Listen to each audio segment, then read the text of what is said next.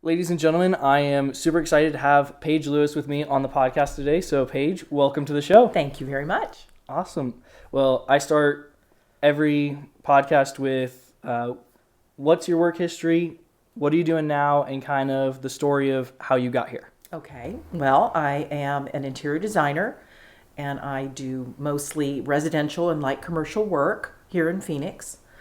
And as far as my work history goes, I really kind of fell into being a designer years and years ago. My friends liked my house, so I would help them design their houses. And then their friends started asking me to do help for some help. So I started a little business, very casual, very, nothing fancy because I didn't really know anything. And I just started doing consultations, and then it got to be bigger and bigger. And then my husband was transferred to Southern California, and I didn't know anybody there, so I went to design school in my 40s. And that was the best thing I ever could have done because it gave me confidence. It gave me a solid education in design. And then when we got transferred back here to Phoenix, I just fell right back into it and have been going guns blazing ever since and have been super busy. So it's been a lot of fun. That's awesome. So, and then as far as you've gotten featured in magazines. Yes. So I think we'll jump around a little bit, but Okay. How did that happen? It doesn't just if I wanted to get featured in a magazine, I wouldn't even know where to start. And I don't think my work would even be like, hey, let's put this on a magazine. So, Well, it's funny because the first thing that comes to mind is that my kitchen was used in advertising for the cabinet company that I used when I remodeled my house. And so it was in Luxury Home magazine as an ad, and some other Modern Luxury and some other magazines as an ad. And then I think that Phoenix Home and Garden reached out to me and just said, hey, we want to look at your kitchen or look at your house. I really can't remember what the connection was, but I think it was that. And it was also through ASID, which is the American Society of Interior Designers. I'm very active in that. And they were our media sponsors. So I got to meet the editors and creative directors over there. And just, when you meet people and you start talking about yourself, they get interested. And so that's how it kind of started. And they've been really good to me. They will call me and say, hey, we're doing a project on ADA bathrooms or Christmas. It was in there for Christmas lighting outside. So I send them pictures, and then if it works for them, then we put it in the magazine. It's lots of fun. that's awesome. So how do you choose the trade partners that you work with then, as far as it's the cabinet people who are like, hey, we like what you're doing. So, but obviously there's, just like any industry, there's people that you want to be in business with, and then there's people where it's like, I'm going to pass on this opportunity. Exactly. A lot of that is trial and error. When I latch onto somebody that does what they're supposed to do, the biggest thing for me is communication, dependability, and execution. If they do all those things once, I'll try them again, and I'll keep using them until they disappoint. And usually, they don't disappoint. I've had very few vendors that don't come through for me, but it is true. If you burn me once, I kind of don't use you again. And that's for my own protection and for my clients' protection. It just, whatever makes my life easier, I want to pursue. Gotcha. So, and then when I was working for Matt Ducharme, when we were doing some projects with you, you had us go into some places. I was like, I never knew this existed. So how did you even go about discovering some of those places? Was it just kind of like we've got a project, they're asking for something unique, and then create the connections that way? Or how did all of that happen? Yeah, it's just about finding, having an idea of what you want to do, and then finding out who can do that for you. So a lot of it is research. A lot of it is going on the internet, social media, asking other designers, hey, I'm looking for this. Who do you use? And so it's a lot of luck. This one experience that's coming to mind is I needed some antler chandeliers for a project up in Flagstaff. And I was seeing these beautiful chandeliers on the internet. And so I don't know how I made the connection, but I reached out to a company in Dallas, a lighting company, A Shore Lighting is the name of their company. And I said, hey, this is what I'm doing. I like this chandelier. I see that you do antler chandeliers. And I sent him the picture, and he goes, that's my design. And I said, oh, great. So it was really just absolutely pure luck. Yeah. And then I still do lots of work with him now because he can build anything. So it really is just keep at it, keep looking, and you'll find somebody builds what is in your head to design. So somebody can make it. So does he have a large manufacturing? Yeah, they have a big company in Dallas, and they do a lot of metal lighting and stuff. And I will, if I don't see it on his website, I'll take bits and pieces of the different things that he does and draw it and spec it out to him, and he will build it for me. So yeah, that's the most fun, is when you can really customize things. Gotcha. And then were you interested in the artistic side of some of this stuff? Is that kind of, like you said, it started with you did your own house, but was it you just wanted your house to be a very specific way and it kind of went from there? Or was it you like the art of different things and kind of naturally fell into it? How did kind of that all come to be? So I distinctly remember being about 5 or 6 years old, and my mom used to love to go to model homes. And I used to love to go with her. And we would look at them, and I would play Barbies, and we'd make the house, out of all these different things and furniture. And I remember that distinctly. And then when I went to college, for the first time, I have a degree in marketing as well, I signed up for interior design classes, got to the class, and was so intimidated that I dropped it. And that is one of the biggest regrets of my life, is that I dropped that. Because who knows, Right. I'm 60 years old now. Who knows what it would have been like, 40 years ago if I had continued on. So that's really, don't be afraid to try something and to do something. And it's never too late to go back and find your passion and do it. Yeah. So, but yeah, I've always had an interest, always. Gotcha. Yeah. And then as you scaled the business, it started with friends and family. How did it start to just grow? Was it purely all word of mouth? And did you start gaining traction when your stuff started getting featured in other places? It was word of mouth, and primarily my business today even is referrals. It's definitely, this person referred me, or vendors, the people I work with will refer me to potential customers, which is always gratifying because they think, if they think a lot of you, they will do that.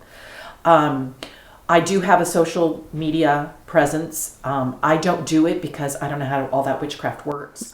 But I have a gal who does it for me, a young lady, Brookie, who does it for me, and she does a great job, and she puts stuff out there, and people respond to it. So yeah, I get hits off of Instagram as well as my website as well. So that's always fun. Gotcha. And then what does the process look like as far as someone says, hey, we're looking to, if it's whole house, we want to change up what we've got. What does that whole process look like? So typically the first consultation, I go out and we just talk through their vision, the things they want to accomplish, and a lot of listening, because you have to hear and listen to what the client wants, because it's ultimately their house, not your house. And that's a big problem sometimes with designers, is that they want to do what they want to do and not do it for the client. So the client has the first, and last say about what it's going to look like and what it's going to function like. And my job, I always think, is to push them a little bit outside of their comfort zone, try to get them to do something that maybe is not so typical. But that first consultation, we really identify what needs to happen, how it needs to function, what it needs to look like, what the budget is, which is always complicated. Yes. And timelines, things like that, Yeah. is how we start. And then I always ask them if they're an engineer or not, because if they're an engineer, we don't work together. There's a couple stories there that are going to go unsaid for right now. Exactly. Gotcha. Oh my gosh, there's some memories right there. All right, so what is a project that you're very proud of? I love to kind of ask people, because there's there's some people where they seem to take their job as far as it's like, hey, punch in, punch out. But there's other people where they seem to find the life in what they do. So I always like to ask people, like, what is the one that always comes to mind that is like, I'm proud of that one. I would love to talk about that one. So I have a couple, but let me just say first that the most proud projects are the ones where the client has gotten exactly what they want and then a little bit more, a little bit pushed, like I said, outside of the comfort zone, and they're so happy that they took a risk. Yep. So that really is very gratifying. Did a big house, a new build up in Flagstaff that took 2 years from the start of design to completion. And we're now just a couple of little odds and ends, and then I'm going to photograph it and send it to Phoenix Home and Garden. Hopefully they'll publish it. But it's very fancy cabin kind of feel. And it was a struggle. The client was nervous. A client, she did not enjoy the process, which is always sad to me because it can be such fun. It does not have to be stressful. It does not have to be angst ridden and just, every day is painful. You should be excited about it. And I was sad that was hard for her, but ultimately it turned out great. And all of the vendors were great. And this was during COVID. So we had a lot of trouble with sourcing things and getting actually the workers. This was really during the height of shutdown. But ultimately it turned out great, and I'm thrilled to death with it. That's awesome. And so is she, which is the most important thing. Yeah. Which I remember noticing that it seemed that you always seem to create like a friendship with all these people. I was like, she becomes their best friend along the way. So I was like, it would make it a lot more, it's more enjoyable to do things with your friends. And I feel like absolutely. And I really do want to become friendly with them and because we're a team and we work together to get things done. I've had a couple of clients where it's been, kind of, I don't want to say adversarial, but it's been, hard, and it doesn't need to be that way. We're on the same team, and the job is to get you exactly what you want to accomplish and what your vision is. And so it's always more fun when we have a good time. And I always set up consultations. I say, we're going to have a great time. This is going to be fun. And try to get them in that mindset. Yep. And then you're involved every step of the way, right? Because you need to be there basically before the plans are drawn, and then you need to be there at the end when, hey, all the fixtures are going up. Yep. This is how you like it, and we're going to leave it there. So, yep, it is definitely from the get-go to the last bit of the last light bulb is in the fixture. So yeah, we definitely are full service from beginning to end. So when you're doing that, how many projects can you, or do you feel comfortable maintaining at a time? Because there's some people where it's like, hey, it's going to be volume, and other people are like, hey, we need to make sure that we can absolutely crush what we have right now. That is the biggest problem, because I've had a really hard time learning to say no. And I'm working on that, but it's tough. But I had COVID made design projects boom. I mean, because everybody was sitting at home, looking at their four walls because they couldn't travel. They couldn't do all this fun stuff. So they started looking at the paint peeling and the color and the furniture. And it really made the construction and design world boom. So I had as many as 20 projects during the height of COVID, which was way too much. Now, all of those were not the same extent. Some were just, window treatments or furniture or whatever, but most of them were, I know, and it's a lot. It was too much. I got an assistant, so she really helps me a lot, keeping things organized and doing all of that, but it was too much. And right now, I think I probably have about 12 going, and even that's too much. I have 4 grandchildren. And they all live here in Phoenix, and there are things that I want to do with them and be available for them. And I want, when all of this unlocks again, I want to travel again. So we'll see how it all goes. Yeah. But I'm excited about the possibilities. But my favorite is to do large-scale products or large-scale projects, kind of one at a time, and see how that can fit better with my schedule. That's awesome. So I know you had an assistant back when I was with Matt. And then I think she stepped away for a while. So you have a new assistant now? Yeah. Well, Faye went on to finish design school and we got her her job of her dreams at a larger firm. So I was excited for her, but sad to lose her. But I always source my assistants through design school. Okay. So that works out really great for them because they can get some real world experience, and I can have a young guy or gal who is enthusiastic and has all the skills, the CAD skills and the SketchUp skills, the things that I'm not as good at because they're so young and fresh. Right. Yeah. It's more of a struggle for me because I don't do it every day. But it's just such a load off my mind to know that I can count on them. Gotcha. Mm-hmm. So is it just the two of you running right now, or are they taking care of the social media as well, or is that someone else? So I have a separate social media person. Okay.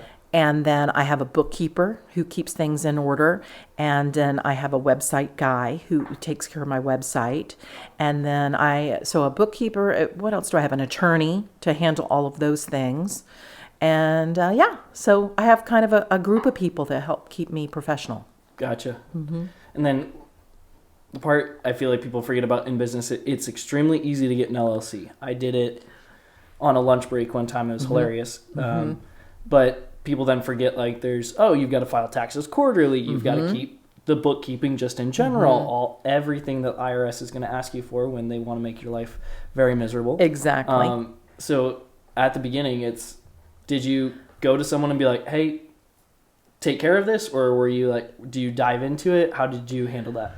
So the first thing I did was go to an attorney to help establish my company. Okay. And then she was full of really good things, like of the the things that I should do, because I wanted to be totally law abiding and didn't want to drop anything that needed to be taken care of. So she was helpful with that. And then I had a gal in the neighborhood who's a friend who is a bookkeeper, and she represents a bunch of small companies. And so I asked her if she would help me out. And so she's been with me for 6 years. And without her, I would be miserable because she really keeps everything organized and has been great training me on how to operate my invoicing and all of my stuff. And then the social media gal that I had, I was her only client, and she was a realtor. Okay. And a young lady, and she just was very savvy with her own social media stuff. So I talked to her about taking me on because I know nothing about that. Then she got married and they grew their own business. And she said, I have to, I knew I only had her for a little while, that she was going to outgrow me. And she had a recommendation for somebody else. And so I hired her, and it works out great. She has a bunch of social media clients, and I'm just one of them, and she does a great job taking care of that for me. It's really a load off my mind because she really just handles it, and then I send her pictures and commentary about stuff. So she posts things that represent me and represent the things that I want to publish and want to convey. Gotcha. And then in terms of, this is a question I kind of personally had because I have no design sense, it seems, at all. I like to wear the same thing over and over. I like it just probably someone would, if I designed a room, someone would walk in and be like, okay, like we need to rethink everything. So when you're in design school, like how do they go through as far as like saying, hey, let's talk about what goes together, what appeals to people, what actually makes something feel like a home, and then like you talked about, as far as there's certain things where you need to push the boundaries, but for me, I'm like, hey, sometimes I like to be tight on those boundaries. So how do you do all of that? What's funny is that in design school, they can't teach taste. They can't teach design sense. I think that is an innate thing. That's what part of your personality. What they teach is a way to put things together that makes sense. And there are design rules. There are design principles that you follow. But I was amazed when I was in school that they don't say, this chair looks good with this sofa. It's Right. not that detailed. It's really about color, understanding color. It's understanding construction codes. It's thinking about the classes that I took. It's understanding the business side of design, and the history of furniture, the textiles. It's really very cut down to the bone of isolating these different things. But they don't teach you like that a tweed. Well, we do talk about which fabrics go best on what, kind of furniture, that kind of stuff.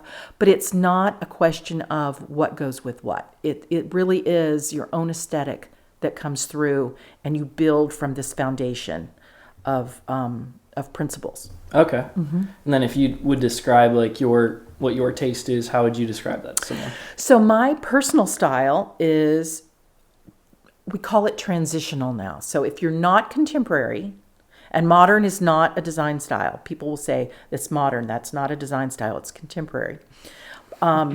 So traditional aesthetic is probably more my leaning, my own personal leaning. But a good designer can do anything. Can do any, if you came in and you said you wanted mid-century modern, I would do that. I can do that because I've studied the history of design styles. So, was that part of the classes yes, as well? Kind that of was like part of, exactly. So learning about the different architects and the different furniture designers and fabric designers, that's all a part of school. But yeah, and I always talk about like Joanna Gaines and her farmhouse style. I mean, she tends to do, and I love her, she tends to do the same kind of formula. So people kind of get that trend and got on board with that. But it is a trend and it does go away. So I try to be as timeless as I can and try to do things that are going to last, so that you don't have to keep, reworking your house to be happy. Right.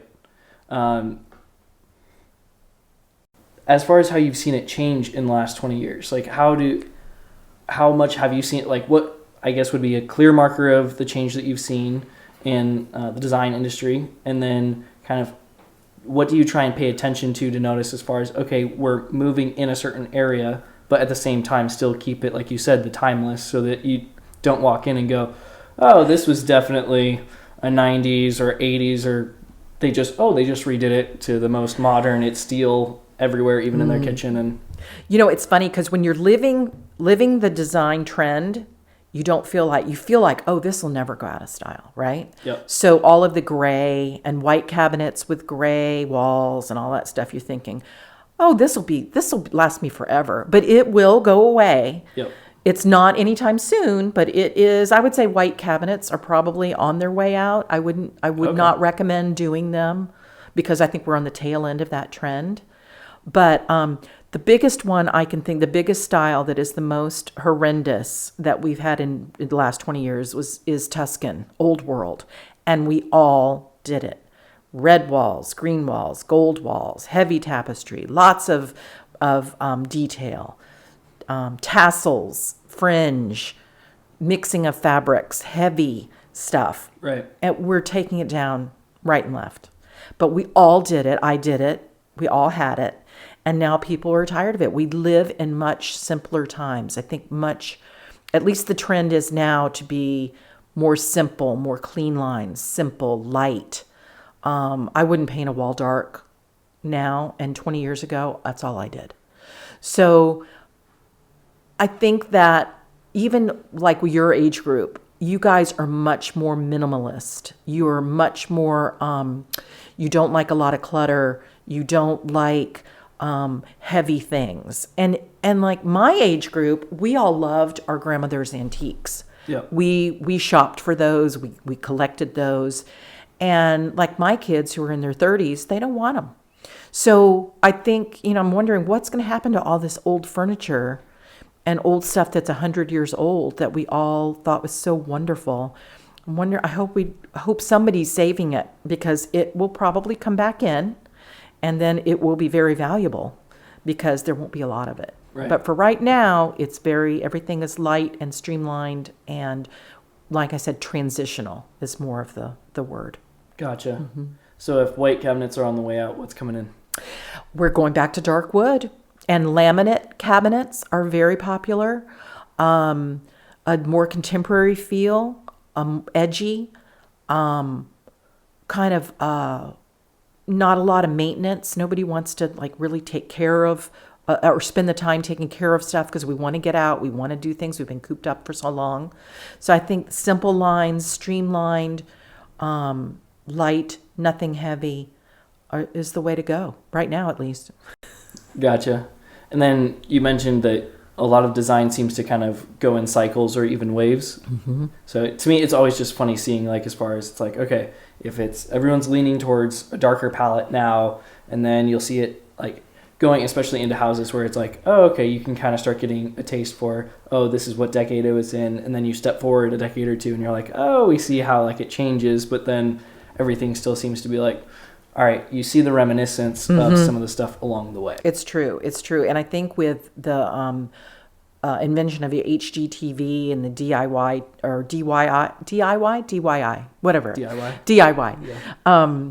All of everybody, is very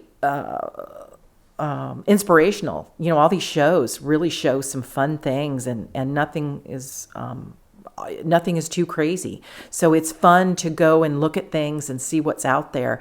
And like I go back to the Gaineses, they have created a $1 billion empire on just showing people what they can do and the fun they can have. Now, a lot of these shows on TV, they'll say we can do it in 4 days when in $500. That's not realistic. And I always ask clients, I always say, do you watch that HGTV? Do you watch that? I said, it's all a big lie. Now, don't get mad, people, but it is not representative of what is truly out there. And especially during these supply chain challenges, things are taking a long time. Oh yeah, I always loved watching it. I remember there was a summer where I was in Coronado with some of my cousins, and I love to just kind of like shut down on vacation. So I was in front of the TV and we're watching like the home remodeling shows, and it was always funny. Like, our budget for remodeling is going to be this amount, and I'm like, all right, that's one. Unrealistic. Second of all, like it became a game. How much was it going to change by the end of the show? Mm-hmm. So absolutely, it was hilarious. Absolutely, to just watch. Yeah. It does convey a message to the public that is unrealistic. Oh yeah, and we have to really re-educate clients on what exactly it takes to achieve the things they want to do. Yeah. And then you work primarily in the luxury homes, correct? Yes. Okay, yes. So you get to see and put together some of the crazy stuff as far as scale, and I feel like some people are more comfortable pushing some of the design edges there. It's really fun when you have a client who is just really trusts you and says things like, here, I really want you to lead the ship. And they are so much fun when they really are ready to take a risk and live on the edge. I've had a few unicorns where I always say they had a lot of money and no opinions. And those are the most fun because you can really, really push things. And things like, giant lighting, things that are really unexpected. Great wallpaper. Our wallpaper is bigger and better than ever. It's not my mother's wallpaper where it was like these flocked, awful things. So people say to me, wallpaper, really? And I'm like, yes, it is back in a big way. And it is not going away because it is so special and makes things so much more interesting and fun. It seems that even with some of those things, I'm trying to remember as far as if I got my history right, but people started doing a lot of plaster in the late 1800s, 1900s, right? Mm-hmm. Yes. So, but it seems that we've done a lot of flat white recently. Yes, definitely. Light walls are in, smooth walls are in, no texture. And then it seems that with some of these wallpapers, you can provide almost a little of that subtle texture to something and break up the typical where it's like, all right, I've got however big of a room it is, painted a color. It's now like, no, we're going to get it. There's more intricacy that we can do to it rather than have Michelangelo come in and paint the Sistine Chapel. Exactly. Yeah. We used to faux finish everything and do these paint techniques, which in some cases they're still appropriate, but now we do it with wallpaper. And they're very textured grass cloths. They have metal details. They have all kinds of different stone details. I mean, it really is incredible what you can do. So I feel like that's the advantage then for the school, right? To be able to understand as far as the history, but then, like you said, the manufacturing, to be able to say like, hey, like, it's not just that, okay, if we want a design on a wall, we can paint it, but it's like the ability to even create some of these things is very impressive. Absolutely, because now you can even, there are companies who can do tile, digitally imprinted tile of anything you want. Really? Anything you want. And they'll put it on the tile and you can put it right in your bathroom or wherever you want to use it. It really is incredible how much customization you can get. Rug designs. I mean, you can go in and pick the threads, the color of threads, and they will mock it up for you, and so you can do it. I mean, if you have plenty of money, it's a way to go. Yeah. And you can really create your own art, in essence. So what's the hardest thing that someone has asked you to source?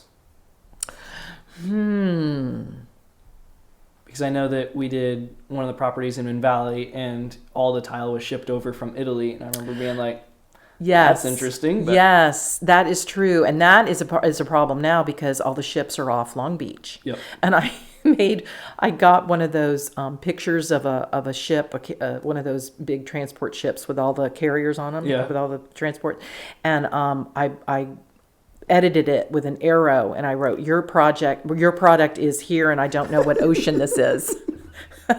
For some clients who were giving me fits about where their stuff was. And, sometimes there are just the things out of your control that you cannot fix and that we have to wait on. So that's been an issue. But so right now I'm doing another antler sconces. And here's the interesting thing about that. So I'm doing it with A-Shore. And all of the antlers are sourced from ones that have been shed by elk and deer, right? So no animals are killed for these. But their source for getting these antlers were the Boy Scouts. And during COVID, it was all shut down. So there weren't Boy Scouts out collecting the antlers. So then, I mean, that really made, some of the product unavailable and delayed us.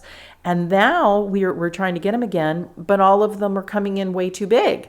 So sometimes you just have to wait for the right one, and it takes a bit of time. But I would say that right now, that's crazy, is a big I would big not thing. have thought of that. I know.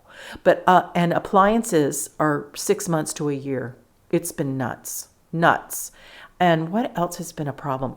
Some fabrics, some outdoor fabrics have been a struggle.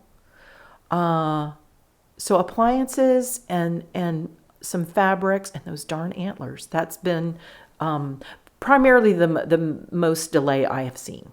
Okay. And then I feel like my question keeps being with this delay as far as it's like everything shut down 2020. Here we are 2 years later. Was it that there was a larger demand, or was it that we just didn't, because I feel like we didn't start feeling the shortages until 2021. So did we have inventory that we just went through up until that point, and now everyone just felt it, where it's like, hey, there was a year where everything got just hit as far as, hey, we only have half the staff here. Yeah. Was it that, like you said, people were looking around being like, let's do this. And then, so we've got like a demand, and then we hit the lag, and it's all just crashing at the same time? Yeah, you're exactly right. The biggest thing that slowed things down was when the shutdowns happened. So all the factories had to close. And then if they started back up and then a COVID case popped up, they'd shut down again. So they used up their inventory. All the inventories were just swept up amazingly fast. And then they couldn't produce it. And then because people were at home, they wanted the products because they were looking at their ugly houses. And then it just was kind of a perfect storm of unable to get and unable to produce. But it's definitely getting better. And the end, I think the end is near. But we definitely have to, be able to unload the boats and get the boats into port and do all of those things. And that now, I think, is the biggest problem. Right. The crazy thing is that it's just across the board. Across the board. Yeah. And if you can't get, if there's one little thing that is a part of that component, If it's the springs in the cushions for the sofas, it just delays it all because you cannot finish the product unless you've got the one thing that you need the most. Yeah. And that's usually, it's really a component that is the most frustrating part of being able to finish. Yeah. And then switching gears a little bit, you mentioned kind of you had an unconventional route with getting into the interior design world. So if someone were looking to get into it, whether it's they're like, hey, we're going to design school right after high school and we're going to go that route, or even if someone says, hey, you know what, I'm going to do the same thing as far as it's been a while, but I'll go back to school and do it. Like, how would you, if you were to say like, hey, here's the master plan, here's how you do it, here's how I did it, it's worked out well, what would you tell someone as far as and point out to them? So a young person, I would say, don't be afraid. It's hard. Design school is hard, but it's worth it. And especially if you have a passion for it, do it. Don't drop it the first day. Give it some time. Give it some time, younger Paige. And just keep at it and go to work. Don't think when you graduate from design school that you know it all and you can go open your own firm. Go work for somebody, learn from somebody. Intern while you're in school. These are all good ways, and often internships are a vehicle to permanent jobs. So it's a great way to get started and to enter the industry. If you're an older person and you've always dreamed of doing it, go do it. There's nothing stopping you. The years are going to pass anyway. You might as well be doing what you want and what you love. So I would say either way is a good avenue. And right here in Phoenix, there are several good schools that you can go to. Scottsdale Community College has a great program. ASU has a great program. So call them up, talk to them, and see how you can get involved and do it. And then also get involved with a professional trade organization like ASID. That was a really great thing for me when I moved back to Phoenix from Southern California. To be with other designers and see what they're, who they're sourcing from. And there are a lot of vendors who are industry partners to ASID. And that's a great way to get sources and get relationships going on people you want to work with. Because anybody who you get a relationship with and who you can count on, make your life easier is the way to go. Right, yeah. Yeah. So the larger firms, do they handle, would that be like tract homes? Do they do commercial? Like, what would be the difference between like what you do and then a larger firm? So there are firms that primarily do residential, and there are firms that do commercial. Some large companies have a commercial and a residential division. Okay. But I would say that on the commercial side, if you have any interest in doing hospitality or any other kind of niche and design, hospitality, does that mean kind of like restaurants, hotel hotels, okay. Resorts, all of that kind of thing. There are also the big area now that go into is retirement homes, retirement communities, because we're living longer, and there are people with varying budgets that can afford different amenities in the retirement communities. There are some ones that are just absolutely fabulous that are like resorts. So there are firms that specialize in that area because there are a lot of needs that they need to really consider for the elderly. So there are loads and loads of different niches in design. So pick the one you want and really go work for somebody who specializes in that. You'll learn a ton. It's my favorite word. You say niche. Niche, not niche. It's niche. I love getting all the GCs in the crew saying niche. It makes me laugh. Yeah. I laugh every time as well. It's not niche. So, and then I know you touched on it a little bit, but as far as for commercial, like, is that businesses as well? Besides just like, yeah, so that's ranging business, tall buildings to individual suites of offices, or even just its own little small building. So that's a full range, and they have their own codes that they need to meet. Every place has business or building codes that they need to meet, every locality. So you have to really get kind of knowledgeable on the things that you want. If you want to be in those areas, what are the requirements? Because there are very specific things, and it's to keep the public safe. That's why building codes came into being, is so that people could survive fires. That's the origination of the start of building codes, is to be able to survive a building fire. I really thought it was just because they saw some guys working, having way too much fun, and right. they're like, enough of this, enough of this. Right. Yeah, there's reason behind everything, but the codes are very complex, and like I said, every municipality has a different set. Yeah. And then I know we joked about it a little bit earlier, but do you have a screening process that you have for clients, as far as you said that you struggle with saying no to people, but are you working on even saying like, hey, here's the lane that I'm trying to stay in? Mm-hmm. It's like, as far as engineers are, they're disasters, only because they know how to build everything. Yes. And they want to rebuild everything. Yes. But basically my screening is, we chat on the phone, or we do some emails back and forth, and I just kind of gauge what their expectations are, and if those are reasonable or unreasonable, or if they can be convinced of how things really are working in today's world. And then I go out and I meet them. And if we decide to work together, it's wonderful. And if I don't get a good feeling, I just kind of politely say no. And I'm getting better at it.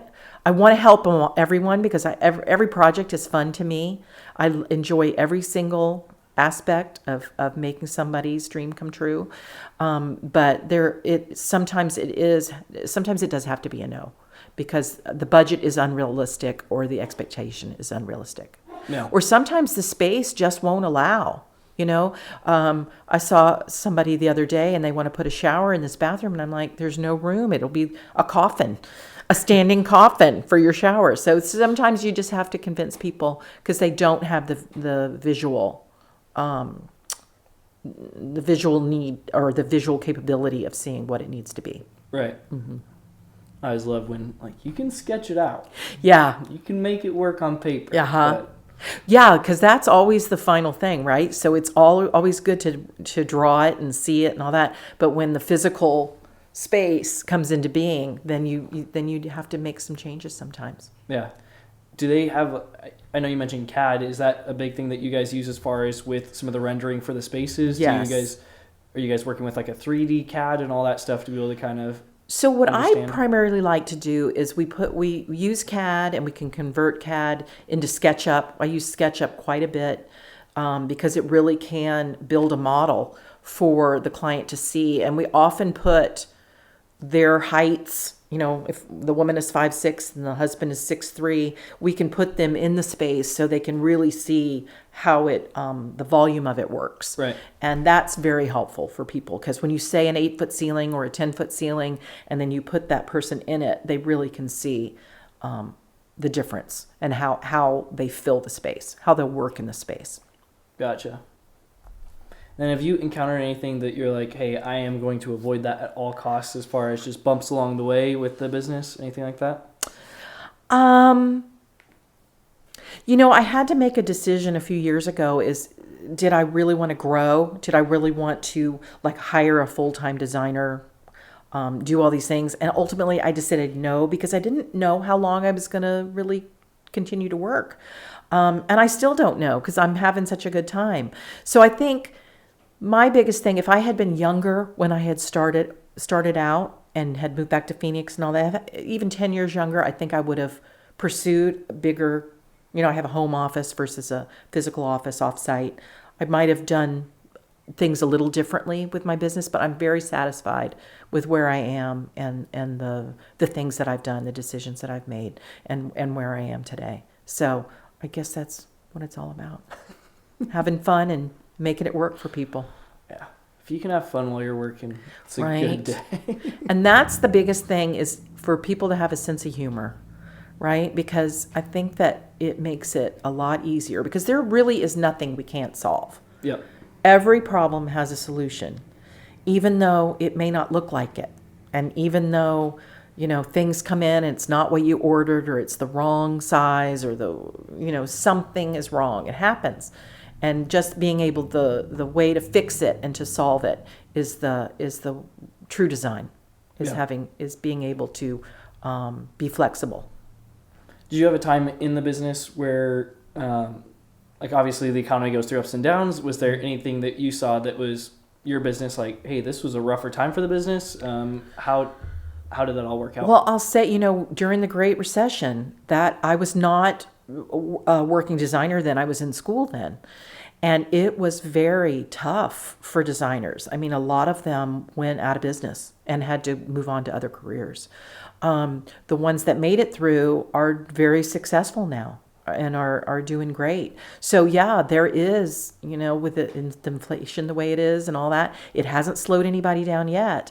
But I imagine if this continues on, we'll come to some point where some changes might happen. The industry might change. But right now, it's smoking. Yeah, it's really going. And everybody's busy. All the contractors are busy. All of the subs are busy. And getting quotes from people, it's difficult. And really, they have they're in charge, because they really can command top dollar, and their schedules are so full. So if you're going to make some changes, you need to think about doing it now versus waiting. Right. I stopped by a new build community last month, and the lady pointed out, she's like, you see that crew across the street? We're like, yeah. She's like, they're not usually contracted with us. We were so far behind, like with everyone is just running guns blazing, that they went and hired a completely other construction crew to start building their model homes. Yeah. And it was like, oh my gosh. Yeah. Like It is crazy. And clients are they're dismayed because the prices are high. And the timelines, I have one GC that I work with who's 6 months out for his next project. I mean, he's scheduling 6 to 8 months away for projects. He's so full.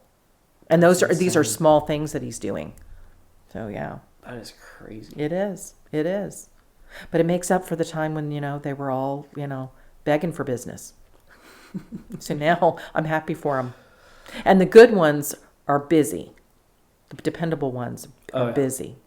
I did have to ask, as far as, and then I know we've talked about it a little bit, but the stuff that you enjoy doing outside of work. So you mentioned the grandkids, and then I know you like playing golf, but recently that's taken a hit. So. Yes, I tore my ACL skiing right before Christmas, and so I'm now in the midst of going to physical therapy, and I'm going to have surgery soon, and I won't be able to play tennis, or I play competitive tennis, and I won't be able to do that, or play golf for 9 months. So I'm really, really sad about that. But I've gone through the 5 stages of grief, and I'm now on acceptance. So I'm like, the closer, every day is closer to getting it over and behind me. And so, yeah, I'll conquer this too, and I'll be back. But it's not slowed me down. Definitely has not slowed me down. Yeah, I saw you walking up today. I was like, that's not how someone's supposed to walk with an AC. The brace is everything. At least I don't have to sleep with it anymore. Oh, really? Because it was very uncomfortable, but I'm getting through it. Oh, my gosh. Yeah.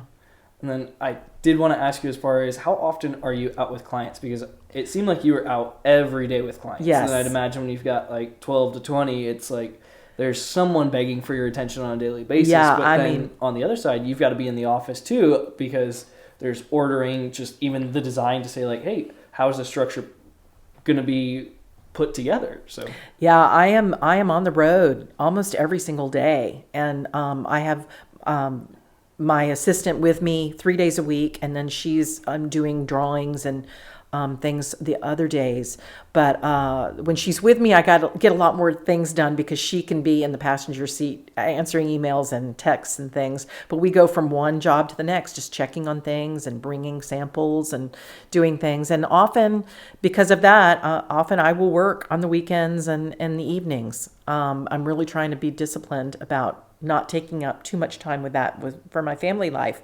But it's got to be done sometimes. Right. Yeah, to get it all in. Awesome. Is there anything that you do, like, as far as with, do you use a tablet when you're on the go? Do you just bring a computer, or how do you try and I do everything. I tried using my big iPad, but I find my phone is big enough. I have a bigger iPhone, and that works for me. So I think that as long as I have my glasses and my phone, I am on the move. Ready to go at all Ready times. to go. Ready to go. But that's primarily what we use is just if I tell you, if we didn't have the phone and the text messaging and the email and the internet capabilities that we have at our fingertips, I could not do this job. I mean, it would be, I remember when we used to have, books upon books upon books, and we just don't have that anymore. Everything is so accessible, and it makes it so much easier. Yeah. Yeah. I talked to a gentleman I used to go to church with last year, and he was talking about, like, he started his business in the 80s, and they do steel canopies. And he's like, basically, you'd go out there and you'd call into the office at the beginning of the day, find out what's going on. You'd go work through the whole day, and if some kind of craziness was happening, you would not find out about it until the end of the day when you went and checked back in with the office. And he's like, that's just how it was done. And now you've got people where it's just like, I need something, I need it right now, right? And it's just like, it's interesting just to even see like the change in the expectations. Our efficiency is incredible. When, on my way over here, I needed 2 more handles for the cabinets at a client's house. And I just texted my cabinet guy or cabinet source and said, I need 2 more of these, send. And he's like, okay, got it. I'll mail them. And so, whereas it would have been phone call and checking back and going back and forth, I mean, now it's just a lot of things are effortless. That's good because a lot of other things require so much effort. Yeah, or even just sometimes the communication can become, I feel like as much as it's good that it's instant, I feel like it can just get bogged down with like, all right, I've got 35 emails and 5 of a fifth of them we could just get rid of if someone just gave me a call instead of it being like. Yeah, that's a good point. And it does make it less personal sometimes. So we, there's give and take. There are things to be said for lacking of the personal contact, for sure. Yep. But sometimes those efficiencies really make it easy, and I like that. I'm a OCD Virgo, so I like my list crossing off. All right, for the rest of 2022, what are you looking forward to in the business? So I think as far as design trends go, gray is here to stay. I like to call it grayy beigey because we mix the browns and the grays together. So then that way, if we go back on a tangent of brown and beige, we can still be there, but we still have some gray too, because people do love it. They're not going anywhere. Green is like the color that is supposed to come up in the next year. Sherwin-Williams and Benjamin Moore are both showcasing greens as being very popular. Again, simple lines, simple products, natural products, green products, ways to be good stewards of the earth are popular, but coming down in price, but still kind of pricey. If you want to be a green builder or use green products, some of those are kind of pricey. But matte gold finishes in plumbing, matte black. Really? Matte gold. Yeah, and now matte white is out too in appliances and plumbing fixtures. And it's really cool. I don't know if I would do it in a primary home, but maybe a vacation home. Right, yeah. To take a little bit of a risk there. The worst thing that probably was ever invented is rose gold anything. I think that is a terrible trend. And I had to talk a client out of that. She was pointing at it and I said, absolutely not. You cannot do it. You cannot do it. I just put my foot down because I don't think it came in and has gone straight back out as it should. But there's really nothing else that I think is really kind of heinous that we're going to regret. Pretty much I say if you love it, do it, except for rose gold. Awesome. All right, well, I've got a couple quick questions for you before we close this thing out. So I ask everyone, what's the most impactful thing you've learned? The most impactful thing I've learned is probably, because of my OCD Virgo-ness, is to enjoy the process, not just the finish line, because everything is a process. And if that's stressful and if that's angst ridden, then what's the point? I mean, the finish line is always a good thing, but I always say every day, enjoy the process, and welcome that, even if sometimes it's a struggle. You'll learn from it. What's your favorite movie? Ooh, my favorite movie these days. I love musicals, so I saw The Greatest Showman. Oh, okay.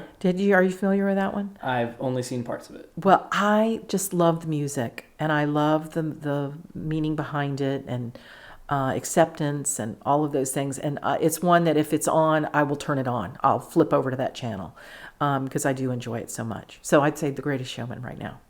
Your first character strength that comes to mind? I would say my sense of humor, because I try to laugh and I try to enjoy everything. And I try to instill that with my clients and vendors as well. And I think it makes for a lot of camaraderie and a lot of smooth sailing when it's a little rougher, and to be able to get through things that are difficult. There's some realtors who need to hear that. Yeah. And then I know I asked, but the trend that should have never become a trend. Rose gold. And then without a doubt. Where can people contact you or follow what you're doing? I have a website, Paige lewisdesigns.com, and my Instagram also, same handle. And call me, email me, throw a rock. I'm out there. Awesome. And then before we go, I did want to tell a quick story as far as I got invited to one of the July 4th parties at your house. So you have a beautiful home. We've talked about it. It's been featured, all that good stuff. But I was like, I think I'd been there before because we had picked up material that you had stored at your house. But it was the thing that stood out to me the most that day, more than anything, was just the family. I walked in and it felt like home. It just felt like there's a bunch of people there. Everyone just had like a love for each other. It made me just remember everything as far as like, if I wasn't at your July 4th, I was going to be at my grandparents' house, and this is exactly what it would feel like. So that's so kind. I just think about that every time, especially like when I drive by. So well, I appreciate that, because that is absolutely my household, and everyone is welcome, and I love everyone. Well, that's all we have for today. But if you like the show, please subscribe, tell a friend, and until next time, I hope your hammer stays accurate, your Wi-Fi fast, and your work blessed. See you, everybody.